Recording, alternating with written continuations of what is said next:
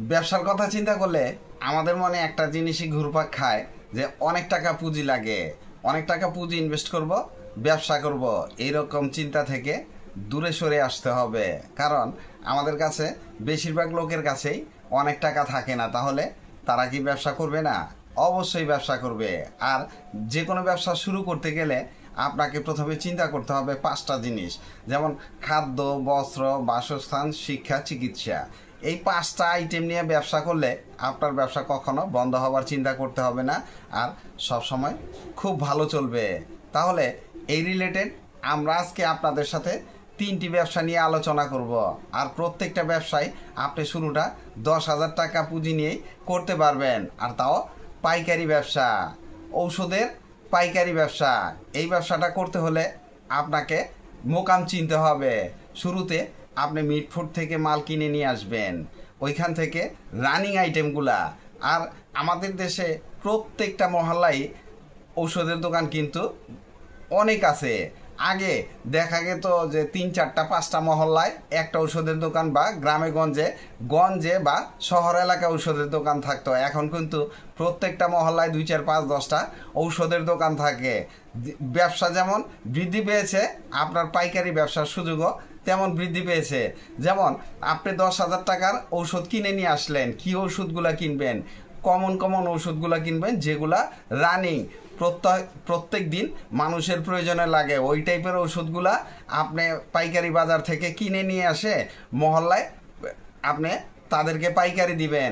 যেমন আপনি যদি প্রত্যেক দিন 2টা ফার্মেসি দোকানে শুরু করতে পারেন, এক সময় দেখবেন 10, 12টা, 15, 20টাও হয়ে যেতে পারে। হিসাবটা ওইভাবে মিলাবেন যে আমি শুরুটা অন্তত একটা ফার্মেসি দোকান দিয়েই শুরু করব। আর আপনার মালগুলা যে কেউ নিবে, যদি মালটা ঠিক মতো কিনতে পারেন। মালের কিন্তু নকল আছে। আর শুরুটা আপনি পাইকারি দোকান থেকে কিনলেও একটা সময় ঔষধের কোম্পানি আপনাকে মাল দিয়ে যাবে, বাসার ঠিকানা দিবেন, ওই ঠিকানা অনুযায়ী আপনার মালগুলা দিয়ে যাবে। তখন আপনার ব্যবসা করতে আরও সুবিধা হবে, প্রফিট মার্জিন আরও বেশি থাকবে। আর ঔষধের ব্যবসায় অনেক কিছু সুযোগ সুবিধা আছে, যেগুলো কোম্পানি আমাদেরকে বলে না। যারা ব্যবসা করে তারাই শুধু জানে। তাই এই ব্যবসাটা আপনি যদি শুরু করেন তাহলে আপনার জন্য অনেক ভালো হবে, বন্ধ হওয়ার চিন্তা করতে হবে না। আর আপনি যদি চান যে ঔষধের ব্যবসাটা আপনি পার্ট টাইম করবেন, তাও করতে পারবেন। যদি বলেন ফুল টাইম করবেন, তাও আপনি করতে পারবেন। স্টেশনারি আইটেমের পাইকারি ব্যবসা আরও একটি মজার ব্যবসা, শিক্ষা রিলেটেড। এই ব্যবসাটা আপনি খুব সহজে করতে পারবেন। মালগুলো আপনি বাংলা বাজার এবং চক বাজার থেকে কিনে নিয়ে আসবেন। কি কি আইটেম বেচবেন? যেমন খাতা, কলম, পেন্সিল, ইরেজার, জ্যামিতি বক্স, এই টাইপের ইন টোটাল আপনার এই স্টেশনারি আইটেমের যা মাল আছে, কমন আইটেমগুলো শুরু করবেন। যেমন কমন আইটেমগুলো দিয়ে শুরু করলে আপনি অল্প পুঁজি দিয়েই শুরু করতে পারবেন। ব্যবসাটা রানিং হলে আপনি পুঁজি বেশি ইনভেস্ট করলেন। আপনার মার্কেটটা যদি ঠিক মতো গড়ে তুলতে পারেন, শুরুতে আগে মার্কেট ধরতে হবে, তাই পুঁজি শুরুতে কম ইনভেস্ট করবেন। অনেক টাকা ইনভেস্ট করে মার্কেট ধরতে পারলেন না, আপনার কিন্তু অনেক টাকা লস হয়ে যেতে পারে। তাই শুরুটা আপনি কম পুঁজি দিয়ে করবেন, মার্কেটটা ধরেন, এরপরে আপনি ইচ্ছা মতো এই ব্যবসা করতে পারবেন। প্রফিট মার্জিন 20 to 30% থাকতে পারে, তবে ক্ষেত্র বিশেষে অনেক বেশি হয়। আবার অনেক ক্ষেত্রে 5 to 10%ও করা লাগে। যেহেতু পাইকারি ব্যবসা, আপনি পাইকারি মাল দিবেন, তাই অনেক বেশি লাভের চিন্তা করবেন না। আর আপনি যাদেরকে মাল দিবেন, যেসব দোকানে নক করবেন, তারা কোনো না কোনো লোকের কাছ থেকে মাল নিয়ে থাকে। তাই শুরুতে আপনি দোকানিকে আকৃষ্ট করতে হলে আর তাদেরকে একটু সুবিধা দিতে হবে। সবার চেয়ে সামান্য একটু কমে বিক্রি করবেন, তাহলে দেখবেন আপনার মালগুলা দোকানে নিবে। এরপরে মার্কেট ধরেন, ব্যবসা বোঝেন, ব্যবসা করতে পারবেন। এই ব্যবসায় অনেক মজা আছে। টুথব্রাশের পাইকারি ব্যবসা আরও একটি মজার ব্যবসা। এই মালগুলা আপনি চক বাজার থেকে নিয়ে আসবেন। স্রেফ 10,000 টাকা পুঁজি আপনার এই ব্যবসার জন্য যথেষ্ট। এই 10,000 টাকায় যে মাল হয় আপনি চেষ্টা করবেন আগে হোলসেল মার্কেট ঘাটতে। হোলসেল মার্কেটে দেখবেন কোন কোন জায়গায় কি কি মাল বিক্রি, কি কি ব্রাশগুলা বিক্রি হয়।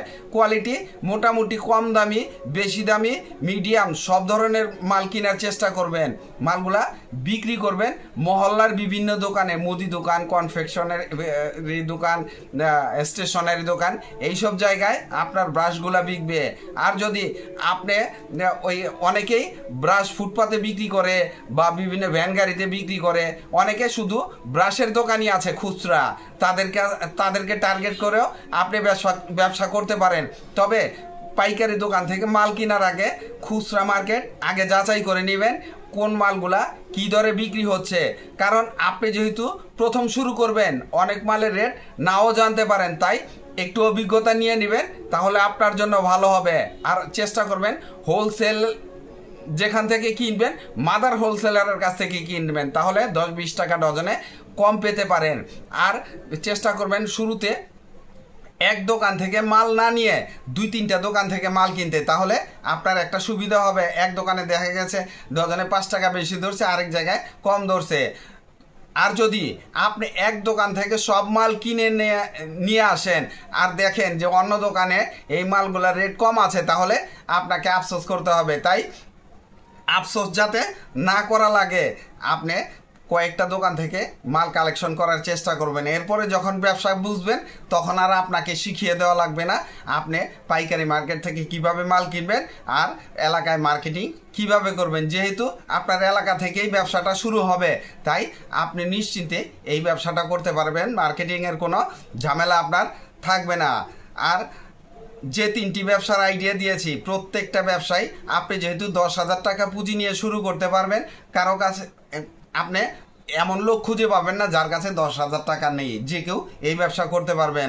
বিশাল বোঝা, অনেক টাকা পুঁজির বোঝা মাথায় নিয়ে বসে আছেন যে এত টাকা নিয়ে ব্যবসা শুরু করতে হবে, এই চিন্তা মাথা থেকে ঝেড়ে ফেলেন। আপনি একবেলা না খেয়ে থাকলে আমি আপনাকে খাবার দিব না, যে কেউ আপনাকে খাবার দিবে না, আত্মীয় স্বজন হয়তো 1-2 বেলা খাওয়াবে, পরবর্তীতে আপনাকে খোটা দিবে। তাই কাজ করে খান, বাসা থেকে বের হন। ঘরে বসে থাকলে টাকা পকেটে নিয়ে ঘরে যদি বসে থাকেন টাকা শুধু ভেঙে খাবেন, কিছুই হবে না। চিন্তার পরিধি একটু বাড়ান, দেখেন আপনাকে দিয়ে ব্যবসা হবে। ভিডিওটি ভালো লাগলে লাইক, কমেন্ট, শেয়ার দিয়ে পাশে থাকবেন, চ্যানেলটি সাবস্ক্রাইব করবেন এবং পাশে থাকা বেল আইকনটি প্রেস করে দিয়েন যেন পরবর্তী নতুন কোনো বিজনেস আইডিয়া আপলোড দেওয়ার সাথে সাথে আপনার মোবাইলে সর্বপ্রথম নোটিফিকেশন চলে যায়। আজকে এই পর্যন্তই, আসসালামু আলাইকুম।